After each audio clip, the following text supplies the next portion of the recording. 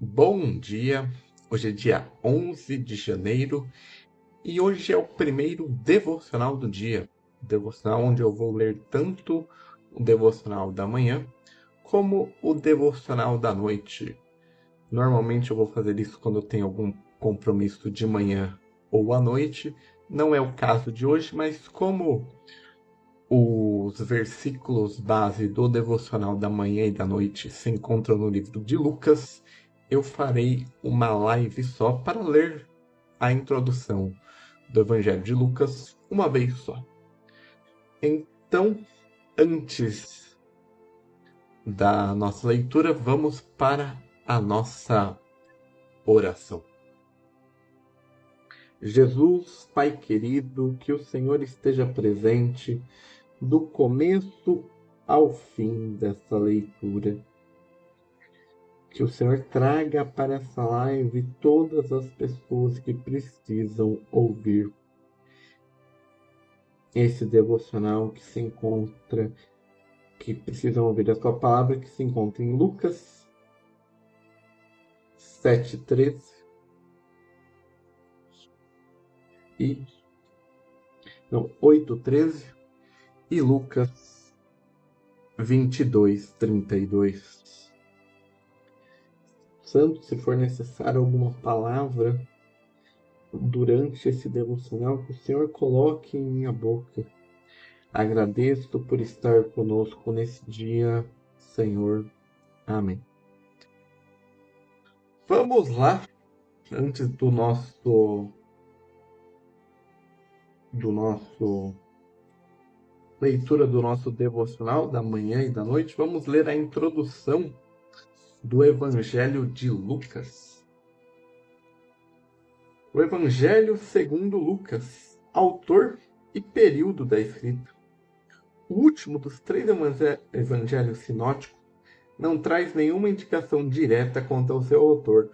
Todavia, o nome do destinatário é mencionado logo no início. É um homem rico e próximo chamado Teófilo. O livro de Atos dos Apóstolos também é dedicado a este mesmo Teófilo. Então, você que está tendo o seu cronograma de leitura bíblica, algo que eu sempre recomendo é leia o Evangelho de Lucas e em seguida leia o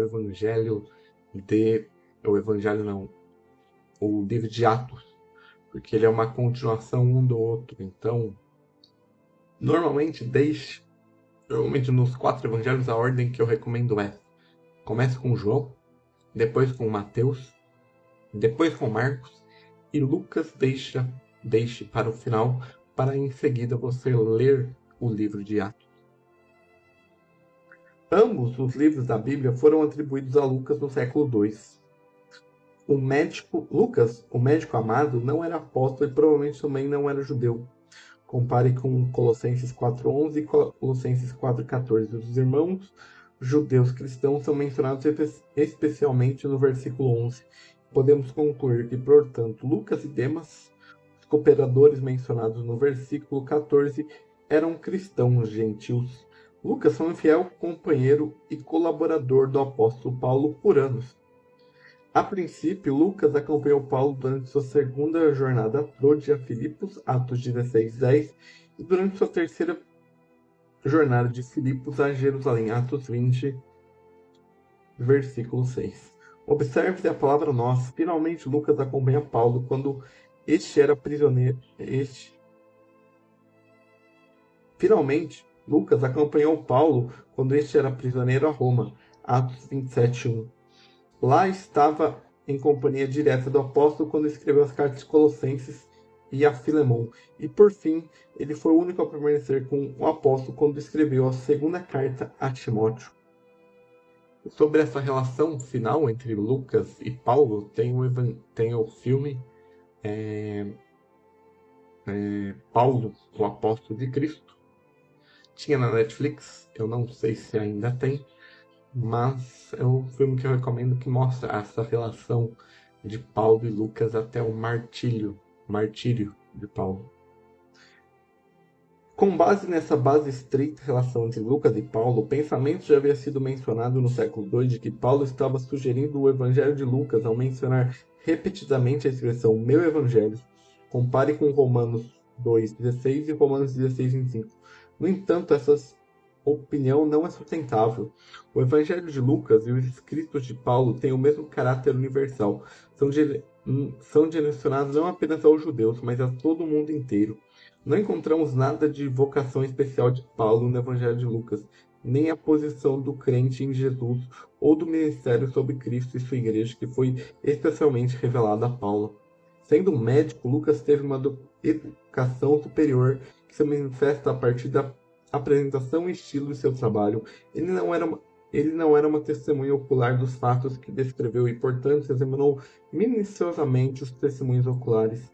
Se Lucas conhecia ou não o Evangelho de Marcos e se usava ou não outras fontes conhecidas apenas por ele, são todas especulações. De fato, o Evangelho de Lucas contém mais de um terço do material que os outros escritores do Evangelho não mencionam. Isso se aplica especialmente aos capítulos introdutórios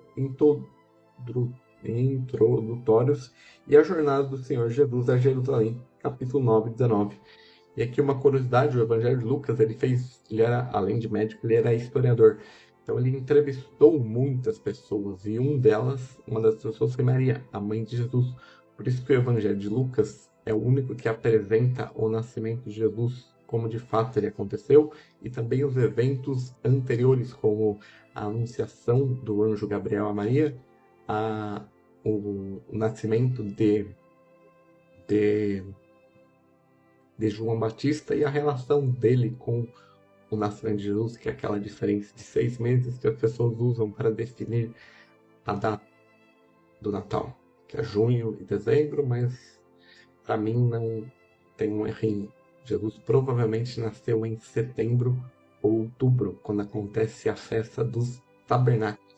João deixa meio subentendido isso quando ele fala que Deus se tabernaculizou. Então, para mim, Jesus não nasceu no dia 25 de janeiro. Ele foi anunciado nesse mês. Então, se a gente soma dezembro com mais 9, dá por volta de setembro a outubro. Então, para mim, Jesus nasceu nesta época do ano. Nos versículos introdutórios, capítulo 1, versículo 1 a 4, vemos de forma muito clara a unidade entre o motivo do escritor e a inspiração divina. O que Lucas apresenta das testemunhas oculares, e se ele escreveu sob inspiração do Espírito Santo, o Evangelho de Lucas provavelmente foi escrito durante os anos 55 a 60 depois de Cristo. Muitos cientistas supõem que Lucas o escreveu durante os 2 anos de prisão do apóstolo Paulo em Cesareia. Compare com as peculiaridades que a gente vai ler daqui a pouquinho. Assunto e propósito dos escritos. Lucas provavelmente foi o único não-judeu chamado por Deus. Lucas provavelmente foi o único não-judeu chamado por Deus para escrever um livro da Bíblia. No caso 2, o livro de Atos também. O Evangelho com o seu nome é o mais longo de todos. Se incluirmos Atos dos Apóstolos, Lucas escreveu a maior parte do Novo Testamento após Paulo. Uma característica especial do Evangelho de Lucas e dos Atos dos Apóstolos é a validade geral do Evangelho da Salvação para todos os homens no mundo inteiro. Compare Lucas 2,14, Lucas 2,32, Lucas 3,6 e Lucas 4,25, 27. Lucas 24,47. Conforme os 12 apóstolos enviados em Lucas 9, a restrição mencionada por Mateus não é citada aqui. Em Mateus, os discípulos devem ir apenas para as ovelhas perdidas de Israel. O envio dos 70 é relatado apenas por Lucas, no capítulo 10. Mas, do que qualquer outro evangelista, Lucas menciona o cuidado do Senhor Jesus por grupos especiais e indivíduos. Os desprezados, capítulo 7, do versículo 37 em diante, capítulo 19, do versículo 1 em diante, capítulo 23, do 40 adiante. Os samaritanos, capítulo 9, versículo 52 em diante, capítulo 10, versículo 33 em diante, e no capítulo 17, versículo 16. As mulheres e crianças, Lucas menciona mais de 10 mulheres que não são mencionadas em nenhum outro lugar. A universalidade do servo de Cristo, do serviço de Cristo, é mais apresentado no versículo-chave em Lucas 10, porque o Filho do Homem veio para buscar o que estava perdido. As palavras Salvador, salvação e salvar são mencionadas com especial frequência em Lucas. Não obstante, o assunto principal da apresentação de Lucas é a pessoa do Senhor Jesus como Filho do Homem, o homem verdadeiro e perfeito que viveu como único justo entre os injustos, que sofreu a morte por eles na cruz, e por isso que Lucas descreve em grandes detalhes a encarnação do Filho de Deus, seu nascimento, sua infância, sua obediência a Maria e José e seu crescimento em todos os aspectos. Em sua genealogia do Senhor Jesus, Lucas remota a Adão, o primeiro homem. Essa genealogia é de Maria.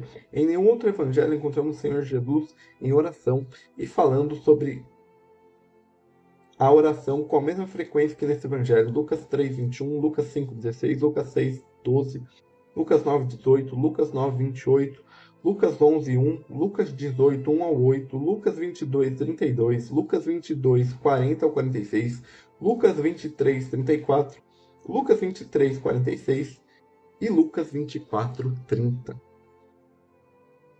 Dessa maneira é expressa sua perfeita dependência de seu Deus e Pai. A intenção do Espírito Santo nesse evangelho é resumida nas palavras do centurião debaixo da cruz. Certamente era um homem justo. Capítulo 23, 47. Então Lucas apresenta Jesus como o Filho do Homem. E, principalmente em Lucas, Jesus fala como se autodenomina como esse título. Peculiaridades. Alegria.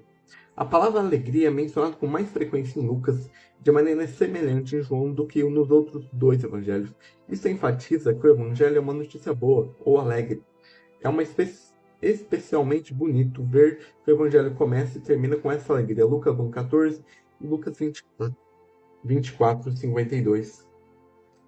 Referência do evangelho de Lucas com Paulo. Em 1 Timóteo 5:18, Paulo refere-se a Lucas 10:7. Onde escreve: digno é o trabalhador de seu salário. Esta referência é muito notável por duas razões. Em primeiro lugar, mostra que o Evangelho de Lucas já era conhecido no momento que a primeira epístola a Tiago era escrita. Em segundo lugar, prova que o Evangelho de Lucas foi imediatamente respeitado pelos cristãos como um livro canônico, pertencente às Sagradas Escrituras. As palavras introdutórias do apóstolo Paulo, porque as Escrituras dizem, colocam ambas a referência de Deuteronômio 25:4 e Lucas 10:7 em um nível, o nível da inspiração, o nível da inspirada palavra de Deus. O fato de uma referência ao Evangelho de Lucas ser considerado pertencente às Escrituras Sagradas mostra o que o Espírito Santo inspira a combinação das Escrituras individuais e os escritores nos momentos do registro. Visão geral do conteúdo, eu vou ler sobre o capítulo 8, que é o que a gente vai ler. Capítulo 8, o campo que produz 4 vezes mais. Jesus na tempestade, cura do homem possuído por demônio, a filha de Jairo, a mulher com problema de sangue, que é a mulher do fluxo de sangue. E no capítulo 22, a Páscoa, a ceia do Senhor do Getsemane e a captura e a negação de Pedro, que é a Quinta-feira Santa. Então essa é a leitura da introdução do Evangelho de Lucas, um dos evangelhos mais detalhistas de todos, porque Lucas era médico, Lucas era historiador, ele de fato fez uma pesquisa, ele foi literalmente um jornalista investigativo que foi fazendo as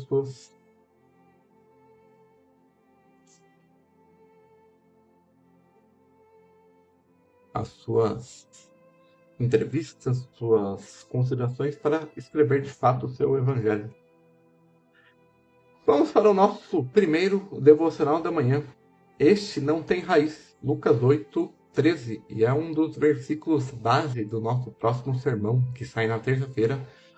Os convertidos emocionados, que nascem emocionados, morrem quando a emoção acaba. O versículo que eu usei para escrever esse sermão está em Mateus mas o Evangelho de Lucas o retrata em Lucas 8:13. Minha alma examina a minha alegria à luz desse texto. Você recebeu a palavra com alegria, ela mexeu com sua emoção, causou uma impressão vívida, mas lembre-se, receber a palavra com os ouvidos é uma coisa, receber Jesus em sua alma é bem outra. Emoções superficiais normalmente são associadas ao endurecimento do coração e uma impressão vívida da palavra de Deus. Nem sempre é duradoura. Na parábola, uma das sementes cai sobre um chão de pedras, coberto por uma fina camada de terra, porque a semente começou a criar raízes, mas embarrou na pedra dura, e então esta passou a colocar toda sua força em empurrar o broto verde o mais alto possível, mas não tendo umidade interior vinda do alimento da raiz, a planta secou. É esse o seu caso? Tenho demonstrado uma aparência piedosa sem ter uma vida interior correspondente? O bom crescimento acontece para cima, para baixo ao mesmo tempo. Estou enraizado em sinceridade, fidelidade e amor a Jesus? Se meu coração permanece endurecido e não fertilizado pela graça, a boa semente pode germinar durante uma estação, mas por fim secará por não poder florescer num coração endurecido, intacto, não santificado. Conceda-me temer uma santidade tão rápida no crescimento quanto carente resistência, semelhante à planta de Jonas. Conceda-me falar do preço de ser um seguidor de Jesus. Acima de tudo, conceda-me sentir a força do seu Santo Espírito. Então terei uma semente duradoura e resistente em minha alma. Se minha alma é tão inflexível quanto era por natureza, o sol do julgamento vai queimar e meu duradouro coração ajudará a aumentar terrivelmente o calor sobre a semente mal coberta, e minha religião logo morrerá, e o meu desespero será terrível. Entretanto, o semeador celeste que ele seja o arado primeiro, então lança a verdade sobre mim, e me permita render uma colheita abundante. Então, Deus não busca performance, Deus não busca encenação, Ele busca adoradores de verdade, como está lá em Lucas 4, em João 4, na verdade. Em João 4, quando Jesus encontra a mulher samaritana. Então, que você cresça, tanto visivelmente, as pessoas vejam a sua mudança, quanto interiormente, no seu secreto, nos seus momentos de oração, no seu momento de devocional, no seu momento de leitura da palavra, que é isso que de fato, se não, vira máscara e você é um crente emocionado que uma hora vai morrer quando essa emoção da sua conversão passar. E agora vamos para o nosso devocional da noite, que tem como versículo base: Eu, porém, roguei por ti. Lucas 22:32. Quão alentadora é a ideia que o Redentor nunca cessa de interceder por nós.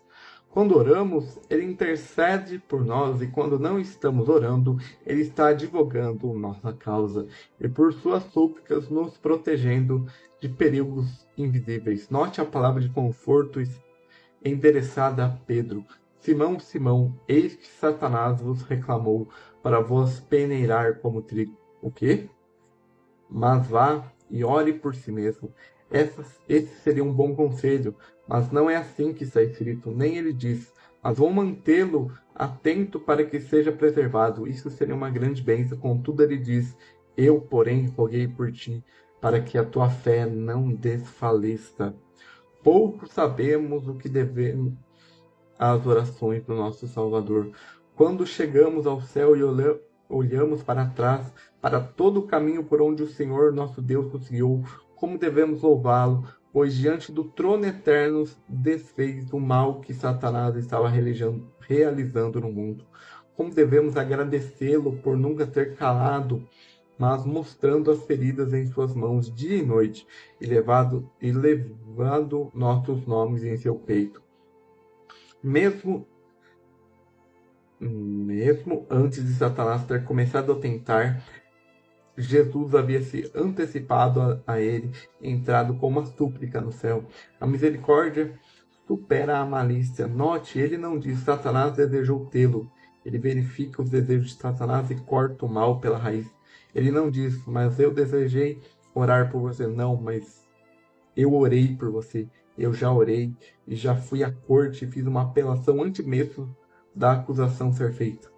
Ó Jesus, que conforto é saber que defendes nossa causa contra nossos inimigos invisíveis. Desarma as minas deles e revela-te suas emboscadas. Eis o motivo da alegria e gratidão, esperança e confiança. E esse é o nosso devocional do dia 11 de janeiro. Devocional sobre nós termos raízes e nós sabermos que Jesus ora por nós como ele orou lá em João 16, lá ele orou por todos que conhecessem a sua palavra. Então Jesus orou por mim, orou por você. Então, tenha um bom resto de domingo, um bom início de semana, e amanhã nós voltamos com o nosso devocional da manhã, aqui no Instagram às 8 horas e no TikTok às 8 horas da noite. Tchau, tchau e até o próximo.